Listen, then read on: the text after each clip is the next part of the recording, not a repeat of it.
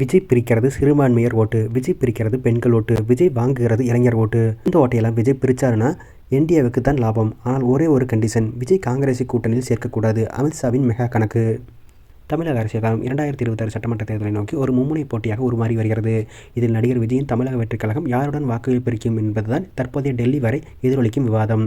அரசியல் விமர்சகர்களின் கணிப்புப்படி விஜய் பிரிக்கப் போவது அமித்ஷா தலைமையிலான பாஜக கூட்டணிக்கு சொந்தமில்லாத வாக்குகளைத்தான். குறிப்பாக திமுக கோட்டையாக கருதப்படும் சிறுபான்மையர் வாக்குகள், பெண்கள் மற்றும் இளைஞர்கள் வாக்குகளில் விஜய் கணிசமான ஓட்டை ஏற்படுத்துவார் என்றும் எதிர்பார்க்கப்படுகிறது. இது மறைமுகமாக தேசிய ஜனநாயக கூட்டணிக்கு ஒரு சாதகமான சூழலை உருவாக்கும் என்பது அமித்ஷாவின் கணக்காக பார்க்கப்படுகிறது. பாஜகவிற்கு தமிழகத்தில் இருக்கும் மிகப்பெரிய சவால் திமுகவின் வலுவான வாக்கு வங்கிதான். ஆனால் விஜய் தற்போது முன்வைக்கும் சித்தாந்தங்கள் மற்றும் அவரது பின்பம் ஆகியவை திமுகவின் பாரம்பரிய வாக்குகளை ஈர்க்கும் வல்லமை கொண்டது.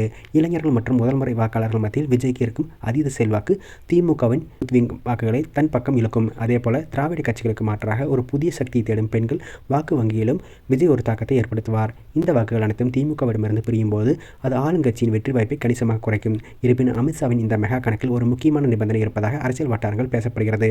அதாவது விஜய் தனது கூட்டணியில் காங்கிரஸை சேர்க்கக்கூடாது என்பதே அது. ஒருவேளை விஜய் காங்கிரசுடன் கைகோர்த்தால் அது மீண்டும் ஒரு வலுவான மதச்சார்பற்ற கூட்டணியாக மாறி பாஜக வளர்ச்சிக்கு முட்டுக்கட்டை போட்டுவிடும். ஆட்சியை பிடித்தாலும் ஆச்சரியப்படுவதற்கில்லை. எனவே விஜய் தனித்து போட்டியிடுவது அல்லது காங்கிரஸை தவிர்த்து மாற்று அணியை உருவாக்குவதுதான் பாஜகவின் நீண்டகால வியூகத்திற்கு உதவும். இதன் மூலம் திமுகவின் பலத்தை குறைத்து பாஜக ஒரு முக்கிய எதிர்க்கட்சியாக அல்ல தீர்மானிக்கும் சக்தியாக உருவெடுக்க முடியும். சிறுபான்மையர் வாக்குகள் பொதுவாக திமுகவை நோக்கி செல்லும் நிலையில் விஜயின் வருகை அதில் ஒரு குழப்பத்தை ஏற்படுத்தியுள்ளது. விஜயின் கட்சி மதச்சார்பற்ற கொள்கையை வலியுறுத்துவதால் சிறுபான்மையினர் ஒரு பகுதி வாக்குகள், குறிப்பாக தலித் மற்றும் கிறிஸ்துவ வாக்குகள் விஜய்க்கு மாற வாய்ப்புள்ளது.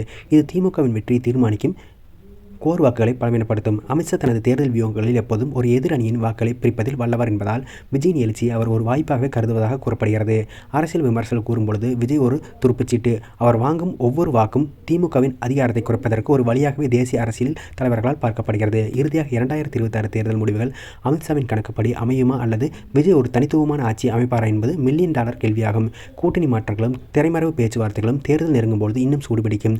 விஜய் தனது நிலைப்பாட்டில் உறுதியாக இருந்து காங்கிரஸை தவிர்த்து ஒரு புதிய பாதையில் பயணித்தால் அது தமிழக அரசியலில் மட்டுமில்லாமல் தேசிய அரசியலிலும் ஒரு பெரிய அதிர்வலை ஏற்படுத்தும்.